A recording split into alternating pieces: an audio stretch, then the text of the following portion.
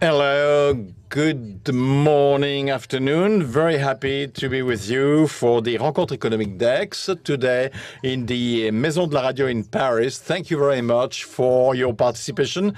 We'll discuss a fascinating topic, how to act to the conflict of the world. So a conflictual future to be prevented. Mr. PRIOLLAUD, Mayor of Moutier, Vice President of the Normandie region, in charge of the World Forum, the Normandie World Forum for Peace, Mr. Hubert, VEDRINE, former Minister of Foreign Affairs, author of a book And After for the Ecologization of Politics. MALLEY is with us from Washington. He presides after the International Crisis Group. Xuetong, Secretary General of the World Peace Forum. Thank you very much, gentlemen, for being with us. And Mr. MOISI from the Institut Montaigne. 5 of us will take stock of the situation. We could see that every country is trying to fight for itself. Now, this crisis, is it a catalyst of disorder of the world? How to prevent conflicts? How to restore a new order based on a rule of law or state of law? So, François-Xavier, could you introduce the topic today? Thank you, Ruth. We are celebrating the 70th anniversary of the United Nations. And a few days ago, in an interview to the Figaro, Antonio Guterres declared that the relationship between the major powers had never been so dysfunctional as they are today.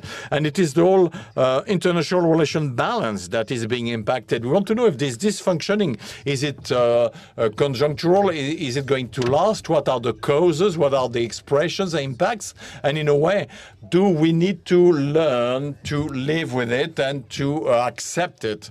Now, the pandemics the world faces, has impacts not just on the health situation or on the economy, on society, but it has also impacts on international relations, on conflicts. Last Wednesday, the UN State Security Council asked for an end to all conflicts, except for the fight against terrorism, to be able to improve the fight against the pandemics. Now, to say that the pandemic changes the international theater is a bit excessive. Well, this health crisis is more as a catalyst, an accelerator of a situation. It is revealing pre-existing phenomenon, the decline of multilateralism, and an accelerator of this confrontation logics between states, which prevails over cooperation movements of anger over reason, humiliation over regulation. So all this could make us fear for a conflictual future to be prevented.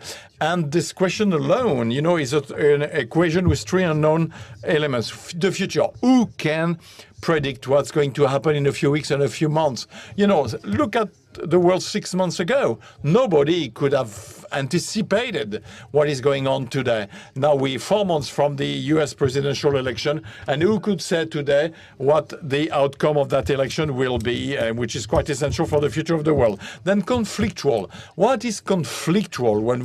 What do we mean by conflict? Does it mean like a state of war in the world? What are the new forms of such conflicts? We've seen in the last few months and countries, democracies are being challenged from inside. And conflicts do not necessarily correspond or match the ideas we had previously. And conflicts between generations, this could have impacts as well on the balance of the world. And finally, to prevent. Now, how can we detect conflicts? Can we identify weak signals?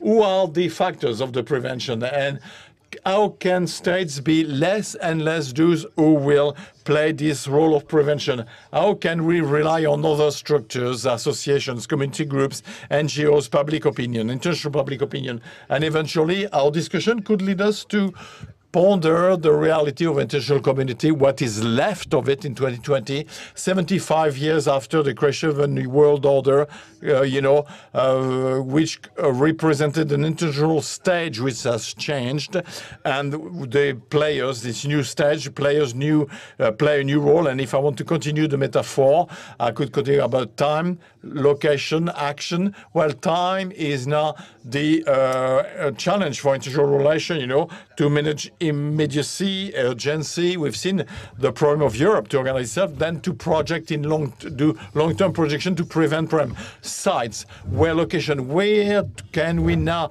what are the new fora that can welcome the new multilateralism? Should we ignore the United Nations, or will there be nothing else to replace it, or do we have to invent something else? And then there is the issue of leadership.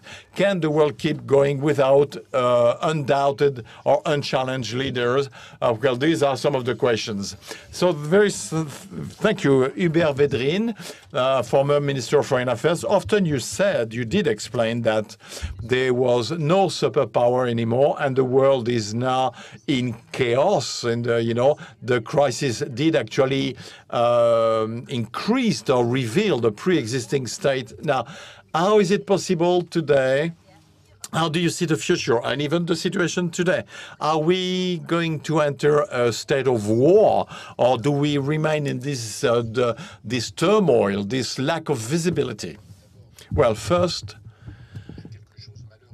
there is always a good aspect in any things that go wrong. The pandemics, which, CIA report, white paper on defense, they all said that pandemics like this one would occur and would expand in the Brownian dynamics, and there will be others after this virus.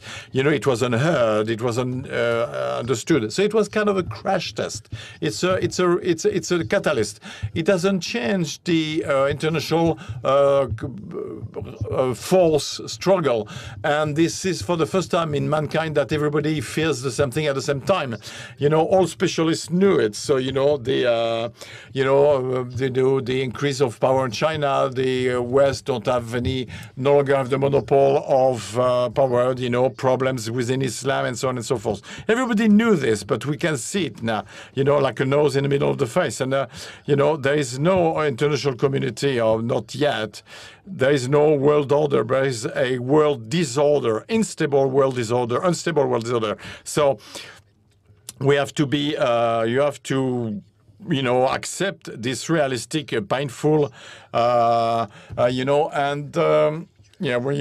a conflictual future. I do believe that the future is conflictual. I'm not saying about world war. When Guterres, the Secretary General of the UN, says it means that's an unstable world. There could be conventional war. We hope there would be no military conflict between China and the US in the China Sea. But we don't know about that. So many forms of conflict. Then we have to dissect, because if we don't talk about the type of conflict we're talking, there could be economic competition, technological competition, scientific, cyber war, the problems. Who would have thought about the war of masks? This is, it's a detail, but it's quite striking. But it's, it shows that extreme dependency, because people didn't, went for total globalization. The slightest reflex of a sanitary precaution at the national level would have been taxed as, archaic attitude a few years ago. So we have to make a difference between the economic rivalry and the Cold War. The confrontation of has been built since Xiaoping and Kissinger. And the story of the 5G, for instance, in Europe, that's typical. And on many topics, Europeans could actually be pulled apart. True military risk. If we talk to the Polish, they talk about the Russian threat. It's exaggerated, but it's their vision. The next door. There is even a conflict of civilization, this term annoys a lot of people, but this is what I said to Jacques Chirac a long time ago. I don't like this theory. And I said, I fight the risk. You combat the theory, I fight the risk. And then there's theological issues that everybody understands that it's true, and that, and you know, and do, you know, to go to green the world, it will take years. You know, there will be discussion on the pace and the forms, the migrations. Again, you know, I'm talking about the asylum, but you know, many aspects. And since this is the mission today, to prevent, how do we prevent all this? Well, it's not the same topic. It's not the same locations. You know, migrating issues, for example, we need a co-management between the source countries, transit countries, and destination countries. Climate issue, well, it's not just mobilization of young people in the street. Are we going to invent systems, to capture CO2? Are we going to have long capacity batteries to get sun power? You know, the digital world today produces more CO2 than the air industry, but nobody's fighting the digital world. So we need more science than what we hear today. It's not the same conflict. So of course there is a huge prevention program to be done, topic by topic, thread by thread, conflict by conflict. Let's not dream, you know, with the global governance. Not now. You know, in the history, it's only the winners who impose it, 1845. And if today there were a global governance, which is not the case, we've discussed that, the three of us, it would be a Chinese-US agreement. We don't want that now. We'll discuss that until the day Europe will have its own vision. So, you know, threat by threat. Now, we'll discuss this with Robert MALLEY, who is with us, president of the International Crisis Group in Washington. Hello, sir. You were you went to conflict locations, conflict sites, to act as a mediator. Now, what Hubert VEDRINE or what François-Xavier PRIOLLAUD said about the need to prevent all sorts of conflicts. Now, how can we do it, and how do you see the issue, and how could we prevent them? Well, I fully agree with what Hubert VEDRINE said. I'd like to come back to the issue. Are we in a more dysfunctional world? As Mr. Guterres said, well, we shouldn't be nostalgic. It's not like if the Cold War was a time of functional relations between the US and the USSR. You know, there have been wars like Vietnam, Africa, which were, you know, wars with between the big powers. So we are about too nostalgic and about the past and too fearing about the present. Now, second comment, it is true that we face a transition period between what Hubert VEDRINE called at the time the US hyperpower, and this hyperpower is now facing new forms of resistance.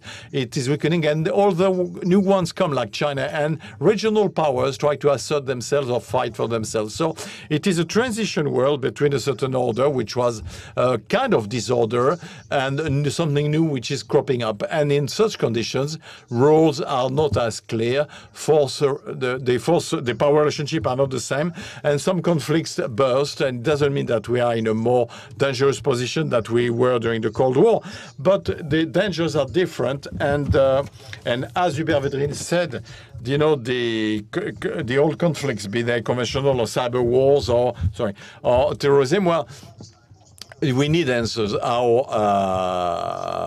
way we look at it at the crisis group is to look at it conflict by conflict, because each conflict has its own dynamic, its own motivation, and of course impacted by the fact that we, as I said, we are in a situation where each country, each non-state player is seeking a position and tries to impose itself in a world where rules remain to be defined.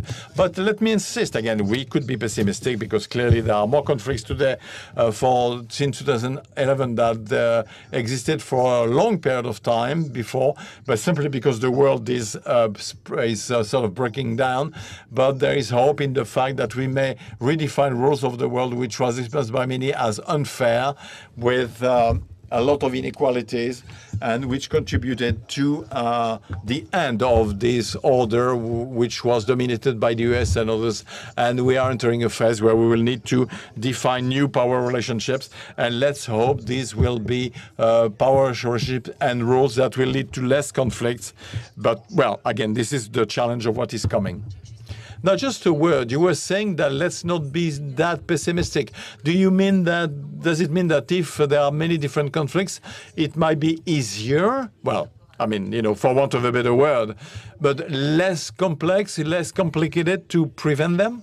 No. When I said let's not be pessimistic, is that don't think that we start from a world which was well ordered, where, you know, I'm not optimistic in the sense that there are a lot of conflicts, too many conflicts, and new ones occur every day. And this is the work of our organization, but to look at this. But it's not as if the past was, when I react to the Guterres remarks when he says the relationship between large powers have never been so dysfunctional. When I said let's not be too pessimistic, we are in a period where we are fortunate enough to be able to define new rules.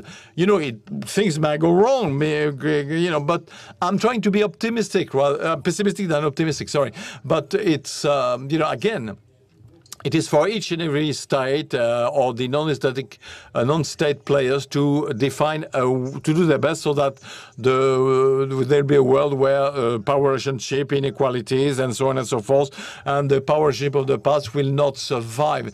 It may go wrong again and conflicts. You know, we look at what is going on when we talk about non-traditional conflict, non-conventional. Look at what goes on in Iran. You know, explosions every day. There are mysterious explosions. Is it a new form of war that we don't see, invisible war, which could lead to a much more bloody and visible war in this case? But anyway, we are in a world where, because of uncertainty, players are pushing for their interest or action, even if they're not protected by a major power. I'm worried. Let's face it. You know, I'm not fooling myself. You know, there are reasons to fear chaos, but also there are reasons to hope that with strong actions, some players could define a world with different rules different from those we've avoided the world so far. Dominique MOISI. Pessimism, optimism, and mainly other kind of conflict we're witnessing, like in Libya, like Turkey and Russia are facing each other, whereas they were allies before. So unpredictable alliances, situations that are unpredictable. How can you prevent things? No, the problem, in my opinion, is that we are between two international systems, in fact.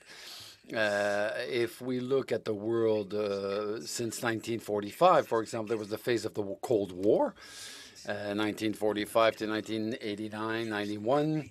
That was what we called the post-Cold War period. And then today, are we in this a new Cold War?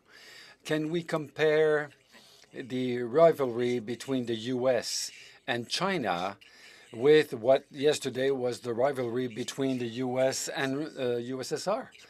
The Soviet Union, there are reasons to say yes and reasons to say no. The reasons to say yes is that it's clear that it clearly appears that the US and China are in a separate category compared to other powers, with a major difference, that is, China is a multi-dimensional power, and that there's an interdependency between the U.S., the rest of the world, and China that did not exist in the case of the USSR or the Soviet Union. There's major unknowns in there. If we look at the impact of COVID-19, Hubert VEDRINE was saying it's the first time that we are all afraid at the same time. I would say yes, but not necessarily in the same way. Continents that suffered from the pandemics, whether it's Africa with Ebola, or pandemics, yes, or Asia with the SARS, they were better prepared psychologically to its oncoming. They knew not only that it could happen, but they had experimented in their bodies physically. The double unknown that for me seems essential today is the American and Chinese, or the American-Chinese unknowns. The American unknown is the COVID. Every cloud has a silver lining. The chances of Donald Trump being re-elected as President of the United States are much less after the COVID than before. So he did not react well at all. The populists at power are weakened by their chaotic management of the sanitary crisis. So we can say that is a good thing.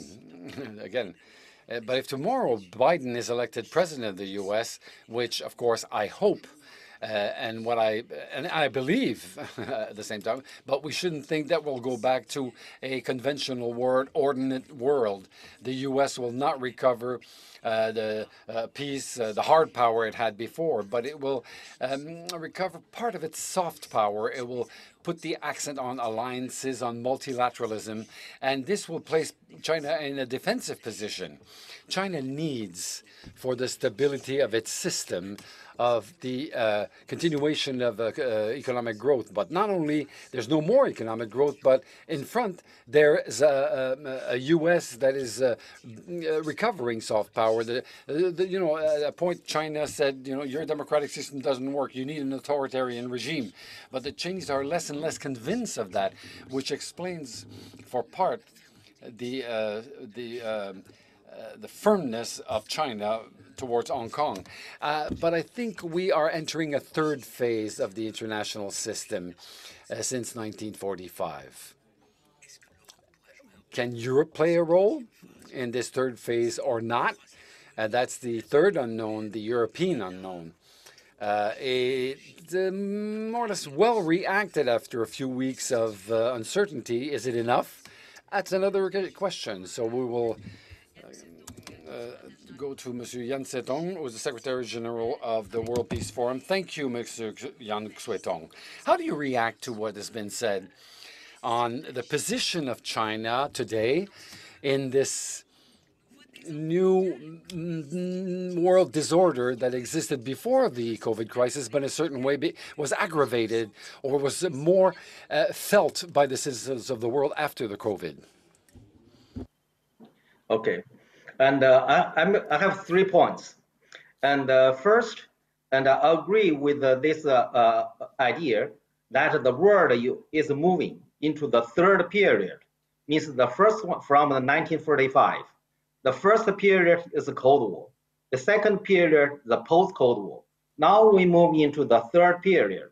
But I think the term New Cold War will be misleading people to understand the character, or nature of the third period. And what I mean Cold War? Cold War means a kind of a war. For instance, during the Cold War, we have a Korean War, Vietnamese War, and war in 6 wars in Middle East, the war between India and Pakistan, the war in Afghanistan, and many, many wars involved by either US or Soviet Union. So usually we call it a proxy war.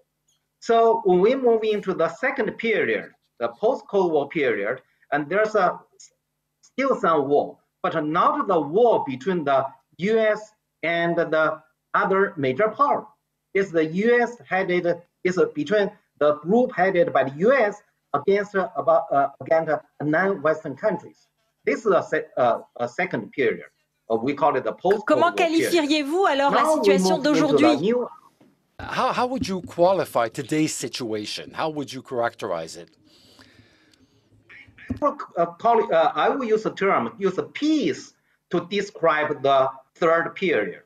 Because in the third period, there's a very little chance for us to see a proxy war between China and the US, let alone direct war between China and the US. And the second, even the war among any other countries involved supported either by China or by the US militarily, and will not be that much. And also the scale won't be that large. So the third period, I will use the term peace.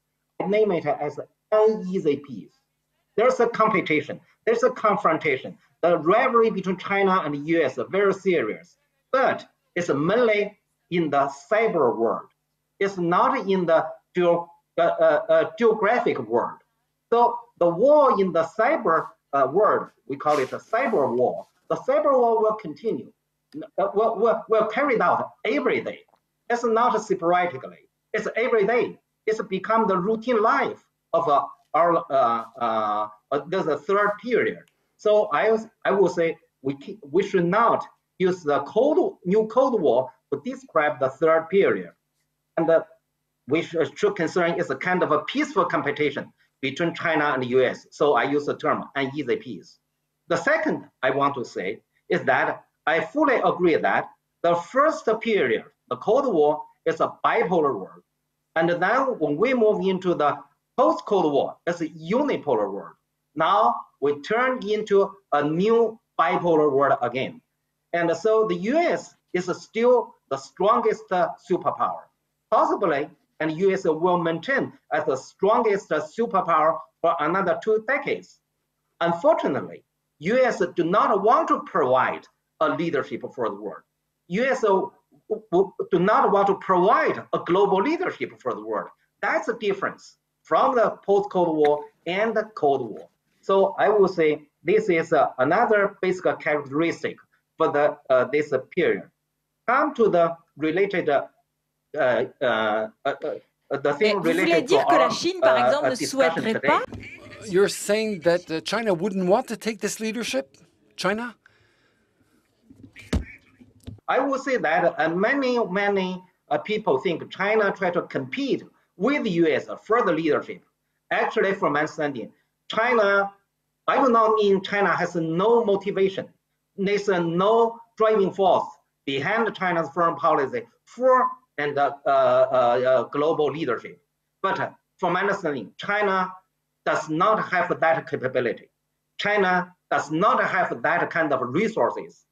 And if a power, a superpower, I mean, compete for a leadership or provide leadership for the world, he needs the resources for it. He needs the capability to do it. So for instance, and even look at the material capability, China's GDP is only 2/3 of the US, cannot compete with the United States. In terms of a military capability, Chinese military may be only 1/7 of the United States. It's no way, and China provide security protection for the world and rather than the United States. And third, it's also very important and about the soft power. Nowadays, people said that, hey, look at that, American soft power is declining and China's soft power increasing. It's true, but it doesn't mean that China's soft power is already stronger, larger than the United States. For instance, you can that US has an alliance with so many countries, about 50 countries. China still resists on non-alliance principle. China has no substantial allies. So how can a superpower and any country to provide global leadership without allies, without friends, without a group support? How can you provide the leadership? So from my understanding, at this moment, China do not have the resources and the capability to provide global leadership. Merci beaucoup. Thank you very much. We'll go back to you later. Hubert, VEDRINE, unstable peace, the US, the China that cannot take the global leadership. It's interesting because we're under the impression that it would mean that the China it wants to be the stopper. It doesn't want it to be the leadership, but it wants to hinder the possibility for the US to take the leadership. They want to. So how do we speak to China? How do the other powers, you know, Russia, for example, does Russia have a role to play? How do you see things to that effect? First of all, our Chinese friend expert, geopolitician, brings some very interesting nuances. We don't necessarily agree, but it's very fine what he just said with a view to the more conventional debate. That is the specialist of China saying that you shouldn't fear China. They have show contempt for the outside world, so they're not going to talk about universal values of China contrary to us. So they're not going to try to convert us to their beliefs. And the people who look at the figures, they say, yes, but at the level of power, development, influence on the world. The Silk Road, for example, which is the road of the Indian roads of the UK, power of 10. So, but they want to be the leading power, which the US don't want to accept. I don't know what will be the result. So it's not excluding, sometimes the Chinese say, it's not our intention, we just want to ensure our developments, but you don't stop us from developing. But if we calculate the weight multiplied by the energy and the speed, it gives the power number one, even if it wasn't the intention initially. Contrarily to the Christians, the Muslims, when they want to widespread their values in the world through strength. We're an intermediate solution. I would say that whatever the answer to this to the refining of the question, which is very interesting. The question is to say, what do we do? What do we do with a view to that? Whether we believe or not in the legitimate, peaceful wills of China, we can understand that China wants to erase the souvenir of 2 centuries of humiliation. And the Opium War, for example, it's the worst thing we did, cynically. But us, okay, back to our question, and we addressed that a little bit, us Europeans, what do we become? Are we going to become allies of one or the other, or reinvent the realpolitics? A bit of China to contain the U.S., a bit of this, a bit of the U.S. to contain China. Can we think like that? Europe, as it was imagined, oh, well, we tried. No, very little. It's not a question of treaty or procedures. It's a mental problem. It's a mental issue for the European. I think we would need a powerful Europe. If not, Europe will be dependent. It doesn't mean more integration, no. Because if we vote the majority, Europe is a neutral entity. So we're there. How can we, what do we do not to be dispersed or whatever the real evolution of the United States, what Dominique MOISI said on the Biden hypothesis is very interesting, but he also said that we're not going back to the Technicolor America, U.S., So what do we want? And until now, the Europeans were blocked on this issue. They don't want a powerful Europe, what the French have been saying for a long time. Even with the changes, the recent changes of Angela Merkel, and with the recovery plan, the Franco-German recovery plan, isn't it an embryo of a powerful Europe? And that's not mine unless I think it's fine. The first reaction of Europe was very good. Dominique said that, but the Macron-Merkel plan, Merkel moved because Germany can no longer take the risk of seeing the northern Italy economy collapse. It's not for theoretical reasons. She says it. It's the interest of Germany. Germany makes its profits on the Eurozone. So it cannot, if there is a collapse in the European zone, Germany will suffer. So it's back to the same question. Will Europeans accept that in certain sectors, very carefully without being provocative or arrogant, that Europe becomes a power that is respected by all the powers in the world that no longer respect it anymore? That's the question. Whatever the conflicts we can think of. François-Xavier?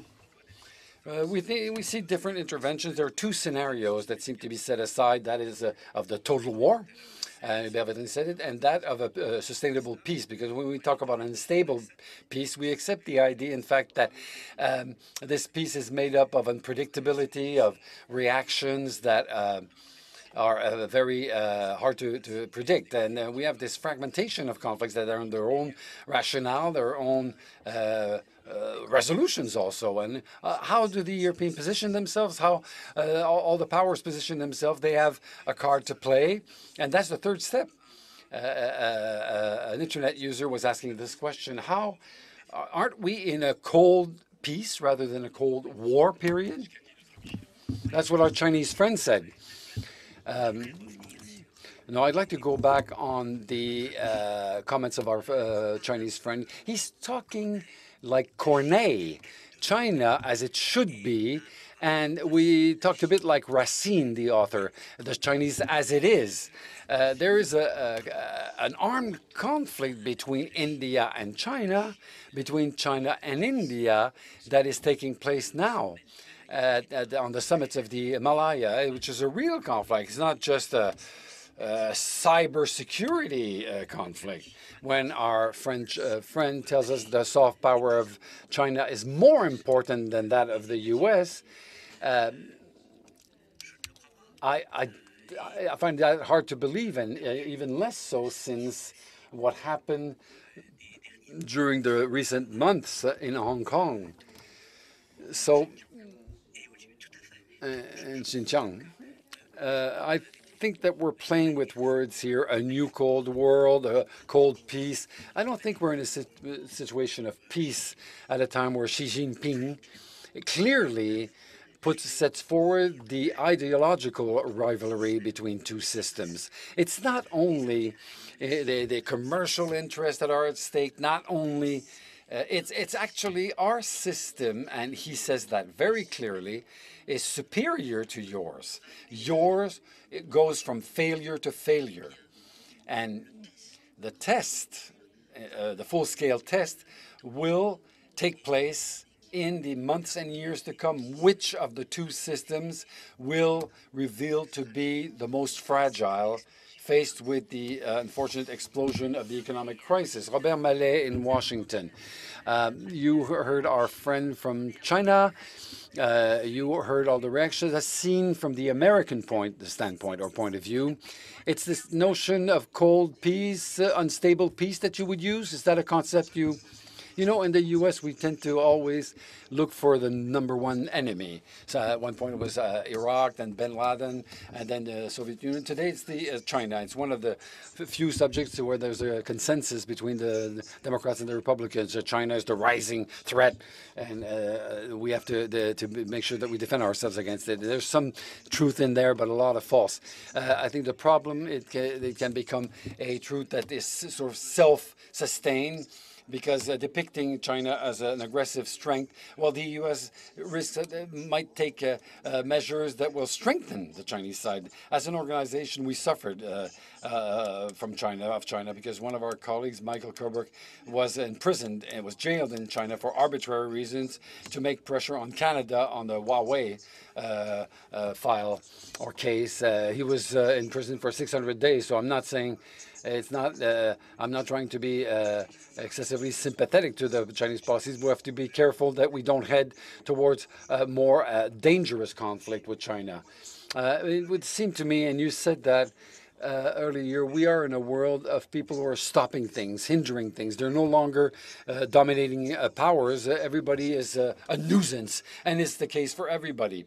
And we see it at the level of the superpowers, that everybody is trying to stop the other one to take advantage of the situation. We see that with the regional powers also. And so I think that, in the point of view of the U.S., China is the key, main danger, and it may become even more so if they're not careful, and if the internal politics is Biden weaker before China, or Trump weaker before China? Let's hope that after the elections, and I share Dominique MOISI's analysis, I think that today Joe Biden is really ahead, and let's hope that once elected, he will have adopt policies that will be intelligent, consisting in trying to collaborate with China on the most important topics on the planet, climate change, some problems of nuclear proliferation, or on the economic dossiers, or conflict solving. You know, if there are no agreements with these two superpowers, we run the risk of heading towards a yet more chaotic world. We'll meet again, Mr. Jan Xuetong. How can we collaborate with China? This is what we hear, to prevent the multiplication of conflicts. Is this the solution? To find ways so that we could collaborate with China in different domains in order to prevent, even though we explained clearly that from a Western viewpoint, China is a system that is not hiding the pressure placed on internal or external opponents. So the solution topic by topic to find an axis that will have to stop this? Well, I think the question is very good, and I like it very much. And first, I want to say, and actually, And if we compare today's competition between China and the US and with that between US and the Soviet Union during the Cold War, you find that ideology is no longer the engine to driving the competition. That means during the Cold War, both US and the Soviet Union try to expand their ideology globally. But today, even the United States, and I think both China, the ideology is just rhetorically used instrumentally for secular interests, for getting big market, for getting more investment, for getting technology superiority, for getting more trade. And so you see, the engine behind it is a secular interest rather than ideological interest. So from understanding, that's the fundamental difference between this period and this period of the peace and the Cold War. So the ideology in this period used mainly to legitimize their policy, rather than ideology becomes a purpose or a goal for these two countries to achieve. And related to this, and if you people talking about the leadership, and then just now we heard people talking about the German, whether German provide the leadership for the Europe. My understanding, no matter it's a unilateral leadership by the Germany or joint leadership by Germany and France, Europe still have a leadership. But if you look at the world today, it's a world without the leadership. It's a leadership-less world. So this situation may last for 1 or 2 decades. That means no country unilaterally or jointly to provide a leadership for the world. So this relates to China's foreign policy. What's China's foreign policy concern? And my understanding also driven by the secular interests, economic development, and more respect for the world, and all of these things. So in that way, and all of the countries will find that it's very easily to cooperate with China in all of their secular interests sectors, if you do not purposely to find the ideological conflicts with China. Concerning the conflicts between China and India, this is a long-term border disputes. It has nothing to do with China's rising power. So can you imagine that when the border dispute happened for a month between the soldiers, but neither side shoot a bullet? Can you imagine that? And in such a modern period, and the Chinese and the Indian soldiers even fight with their bare hands. What happened? From my understanding, and that means both sides are constrained their military action. They don't want to have a war between these two countries. This is a very typical case. And all the major powers are very cautious for the danger of the war. So they try to of the policy prevent when the war from occurring. The last point is like this. And as long as the whole world and keep a good memory about the Cold War, and as long as the whole world reach an agreement, let's prevent our world turn back to the Cold War, and then all of the countries will constrain about the ideological conflicts. And if no country purposely to challenge the other sides on their ideology, that will provide a better environment for cooperation, not only between China and the other countries. I think even China and the US can constrain. Donc on accepte finalement. Vous nous dites il faut accepter le fonctionnement de la Chine. So you're telling us that we have to accept the Chinese system, and we have to accept what goes on in China. We have to accept the Chinese system to avoid conflicts and to prevent conflicts. And you're saying that we should not touch, we should not challenge the method of the Chinese power in order to be able to do to find solution. Is this what I understand from what you're saying? No, VEDRINE, Dominique MOISI, François-Xavier, PRIOLLAUD. Non? Ah, pardon. D'accord, pardon. Okay, I do not mean China hope the other countries to agree with China's political system or ideology. And China just say, okay, no matter what I do at home, okay, if I do not hurt you, I do not want to involve in my domestic issues. That's like I do not involve yours. No matter what you do at home, that's your own business. So that's from my understanding, that's China's principle. It's so-called the non-intervention in domestic affairs. C'est bien ce que je comprends de ce que vous nous expliquez, et effectivement. Well, simply on our side, on the Western democracies, Western democracies are more fragile, actually. They're challenged from inside. They're not united. If we talk about Europe, they don't have the strength of the force and the Chinese system and the ideology, and it's more difficult to prevent conflicts, is it? Well, it depends what conflicts we're talking about. Some conflicts on which your version is right doesn't work. For example, such as, well, United Nations, we don't talk about soft, but United Nations was able to peacekeeping forces in some locations of a second or third category, was able to calm things down. But it's the issue of realism. It's always very difficult in the media. We know when faced with opinion, we no longer control the world. We no longer control the world. It doesn't mean that we are weak, powerless, or poor. We are rich, powerful, whatever you want.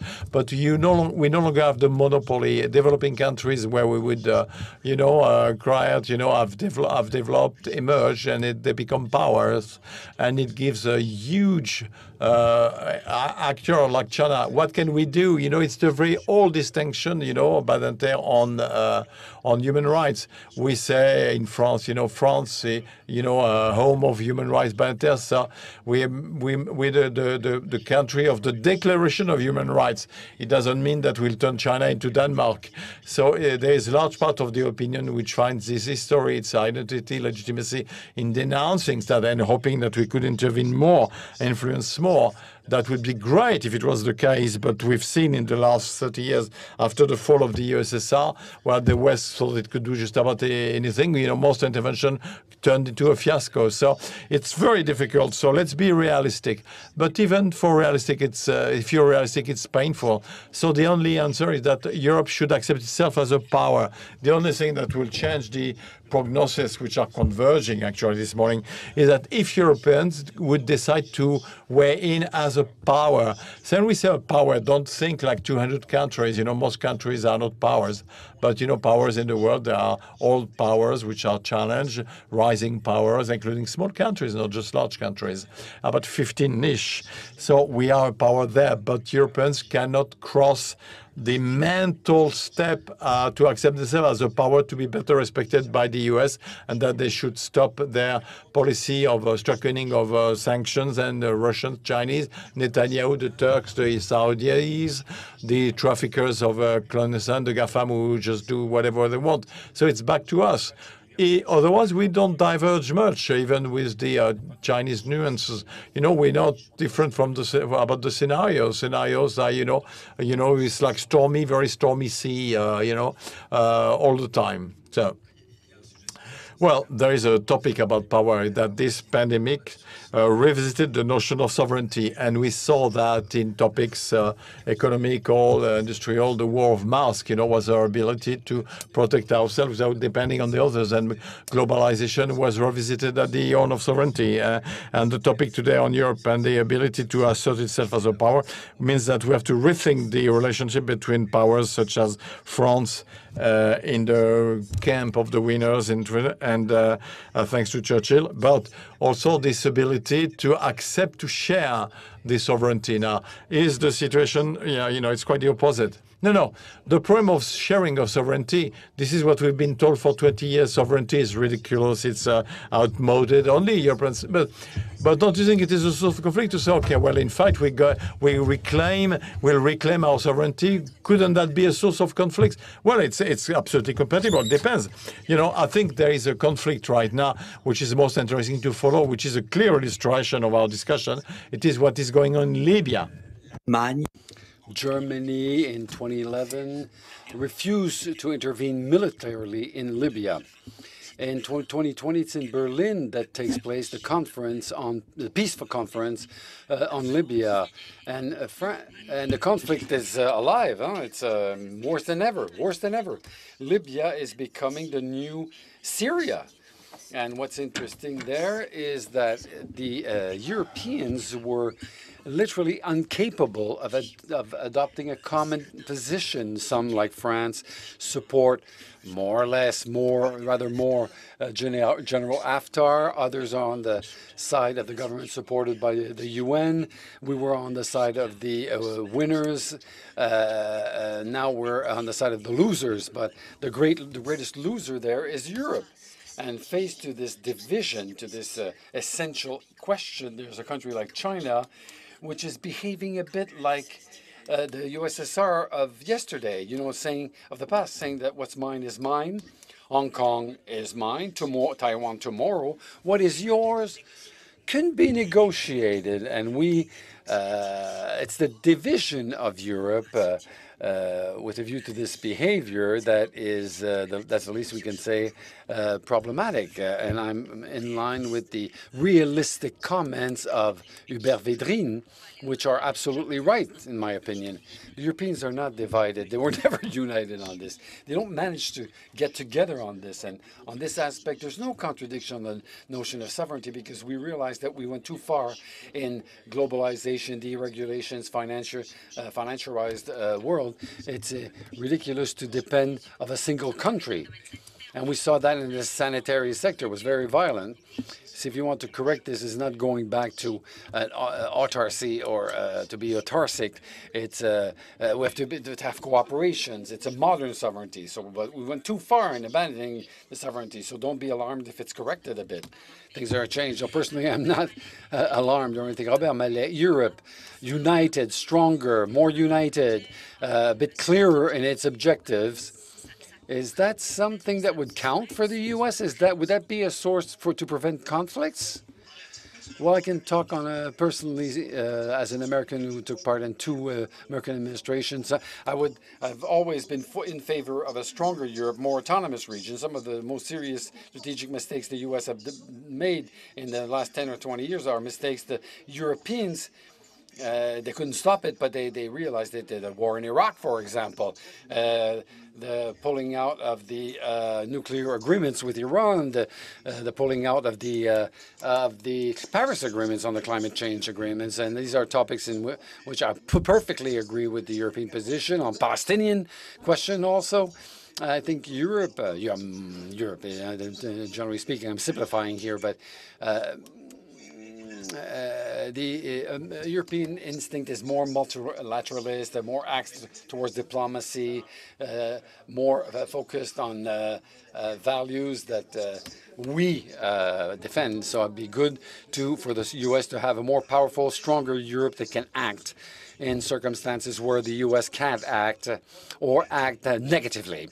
And I think Hubert VEDRINE summarized the dilemma quite well, and the problem, and I think it would be a good thing, and many of my American colleagues think the same. It's not, I'm not being anti-American.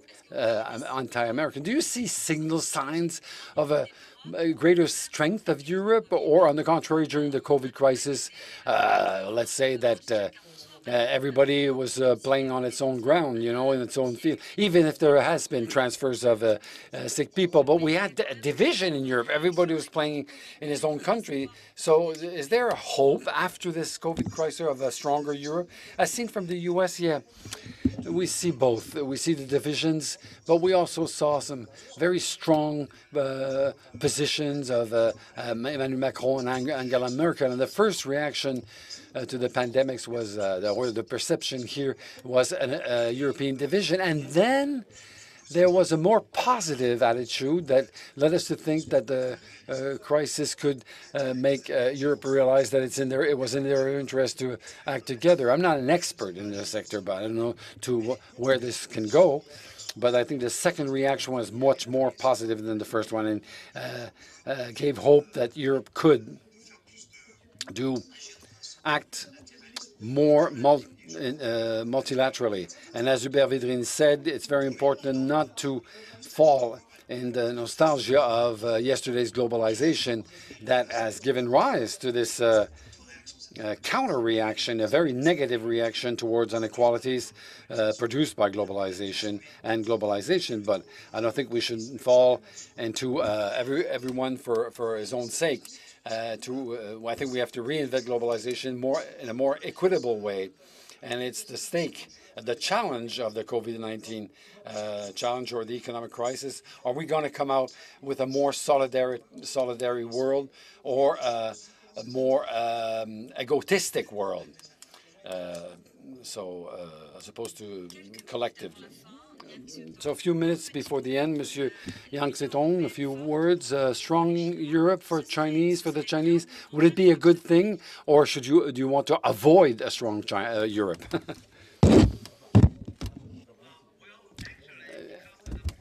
From the United States is increasing on China. So China certainly hope to have a strong Europe. And my personal understanding, Europe will be a balancing power between China and the US. And currently, the problems between the Europe and the US is increasing rather than declining. So from my understanding, so China really want to improve the relationship with Europe because even China cannot have more support from the Europe than the US, at least if Europe maintain the balance, maintain the neutral position between China and the US, that would be favorable to China. So in that way, and the stronger the EU, the stronger the Europe, and the Europe will be more independent from the United States. The more it's independent from the U.S., the better it is. So it's probably everybody's hope. François-Xavier, PRIOLLAUD, I think we're at the stage of concluding this roundtable. So 1 minute to try to make a synthesis of what was said. I think the different comments were quite converging, but I think we will note that it's a world that's more and more complex, more and more uncertain. It's a world that is chaotic, fragile, and a world in transition. So we talked about the third phase without finding a name for it. But what's sure is that it doesn't look like those phases we came out of. And what is a characteristic is the lack of leadership. So today, does this leadership happen? Who takes the leadership? And the second thing is the vision of the world. What is the vision for this world, the afterworld? I don't think we should be pessimistic or optimistic, but we have to be realistic and try to find a new balance. Find a new balance in an unbalanced world. I think this is the topic, and the question that remains is that of solutions, because after. What is the subject? It's a solution. We're looking for a solution that come from non-state organizations that expect not declarations but results. So thank you very much. Thank you to all. Thank you for the technical quality of the transmissions. Thank you, everybody. So this is where we finished with this this session of Aix-sur-Seine, des rencontres économiques d'Aix. Thank you.